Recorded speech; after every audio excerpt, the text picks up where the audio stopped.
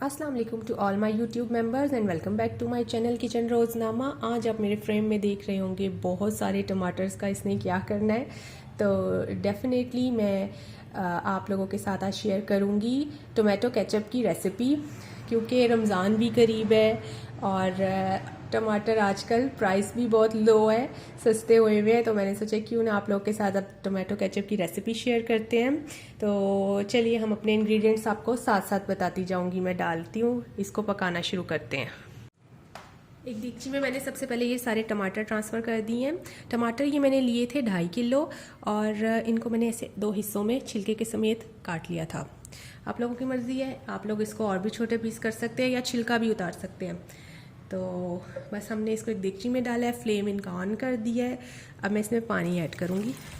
पानी बहुत ज़्यादा ऐड नहीं करना, जस्ट इतना कि जिसमें बस ये हल्के हल्के टमाटर बैठ जाए, क्योंकि पानी अपना भी टमाटर बहुत ज़्यादा पानी छोड़ देते हैं।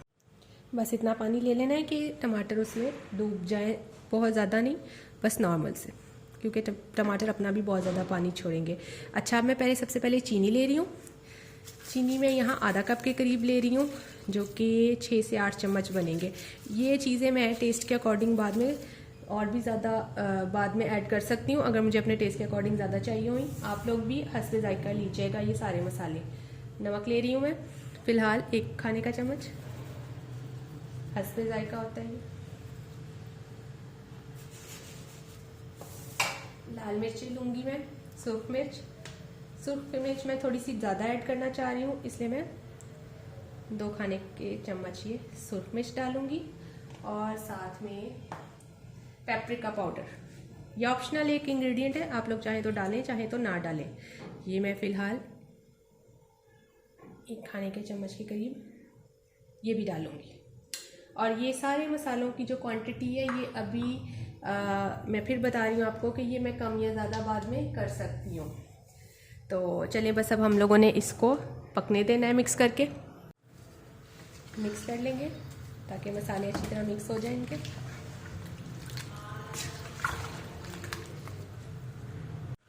मिक्स करके बस अब हम इसको ढक देंगे और तेज़ से फ्लेम पे इसको उबाल आने तक पकने देंगे।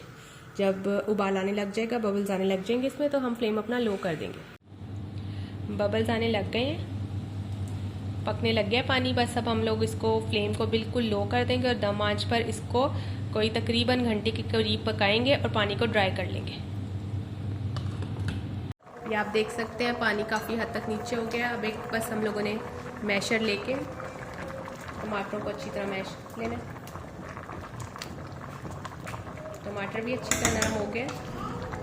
अब बस तेज़ आंच पे हम लोग इसका ये पानी गाढ़ा कर लेंगे। फ्लेम को तेज़ कर लेंगे और बस इसको गाढ़ा कर लेंगे। टमाटर अच्छी तरह हमारे नरम भी हो गए हैं और मैंने इसका फ्लेम ऑफ कर दिया है। अब ये थोड़ा सा पतला सा ही है बैटर, क्योंकि मैं अब इसको ब्लेंडर में डाल के ब्लेंड करने लगी है। देख सकते हैं तो ये पतला है, इस पतले से पानी में ये अच्छी तरह ब्लेंड हो जाएगा। गाढ़ा करके फिर अच्छी तरह ब्लेंड नहीं होगा, तो अब बस इस सॉस को हम ब्लेंड कर लेंगे और फिर इसको एक दफ़ा दोबारा पकाएंगे। बैटर को अपने हम लोग कुछ देर ठंडा कर लेंगे और बस ब्लेंडर के जग में डालेंगे।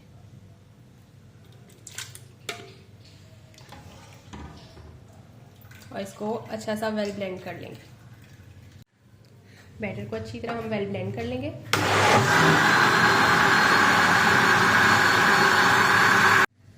अब हम लोगों ने वही देगची जो हम यूज़ कर रहे थे उसको अच्छी तरह धो के मैंने साफ़ कर लिया है और ड्राई कर लिया है। जो बेसिक चीज़ है यहाँ पे मैं आपको एक टिप दूँ, जब दोबारा आपने ग्राइंड करके सॉस को दोबारा पकाने के लिए देगची में डालना है, तो वो देगची वॉश होके अच्छी तरह ग्राइंड होनी चाहिए, वरना आपकी सॉस को फंगस लगने का ख़तरा होता है। तो चलिए अब हम लोग इसमें ये अपनी सॉस डाल के दोबारा पका लेते हैं।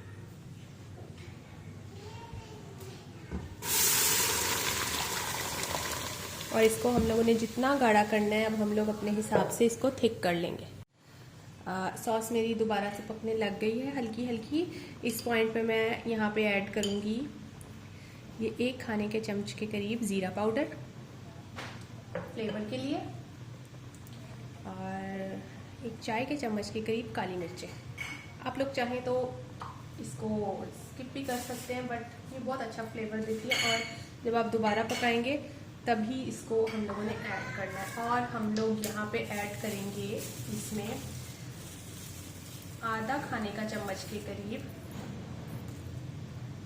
ये टार्टरी स्ट्रिक एसिड।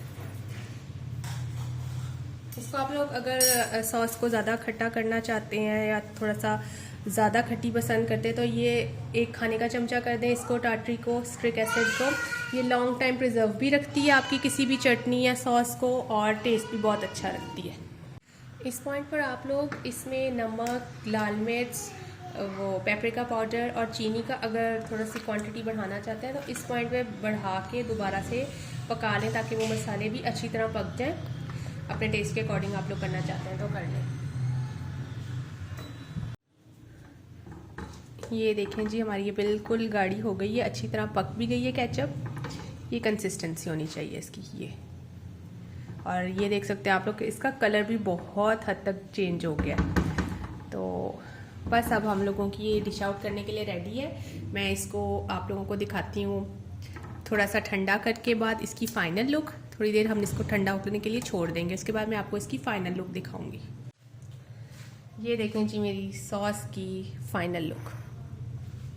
इसको मैं आपको दिखाती हूँ। इसकी थिकनेस चेक करें, ये चेक करें, ज़बरदस्त। इसको आप चटनी की तरह यूज़ कर सकते हैं, सॉस की तरह यूज़ कर सकते हैं। और अगर आप लोग चाहें तो इसको जब ग्राइंड करने के बाद दोबारा हम पकाते हैं तो उस वक्त इसमें आप कॉर्नफ्लोर ऐड कर सकते हैं, जो कि आपको बाज़ार जैसी जो एक मुलायमियत होती है वैसी सॉस भी ये दे सकता है, क्योंकि टेस्ट में तो ये कम्प्लीटली बाज़ार जैसी सॉस के ही इसका टेस्ट है। तो अगर बाज़ार जैसी मुलायमियत भी चाहते हैं आप, जो सॉफ्टनेस होती है उसकी लुक होती है, तो उस वक्त आप उसमें थोड़ा सा कॉर्नफ्लोर भी ऐड कर सकते हैं और फूड कलर, क्योंकि ऑब्वियसली बाज़ार की जो लुक्स होती हैं वो नेचुरल नहीं होती। ये बिल्कुल नेचुरल और घर की इंग्रेडिएंट से जो घर में हर किसी घर में अवेलेबल होती है, मैंने उससे आप लोगों को ये बनाना सिखाई है बहुत ही सिंपल तरीके से और बहुत ही चीप प्राइस में। ये आपको बहुत ही एक अच्छी चीज़ मिल जाती है, तो ज़रूर ट्राई कीजिएगा मेरी ये छोटी सी अच्छी सी रेसिपी और ट्राई करके मुझे ज़रूर बताइएगा कमेंट सेक्शन में। मिलते हैं आपसे नेक्स्ट वीडियो में एक और नई रेसिपी के साथ। टेक केयर, अल्लाह हाफिज़।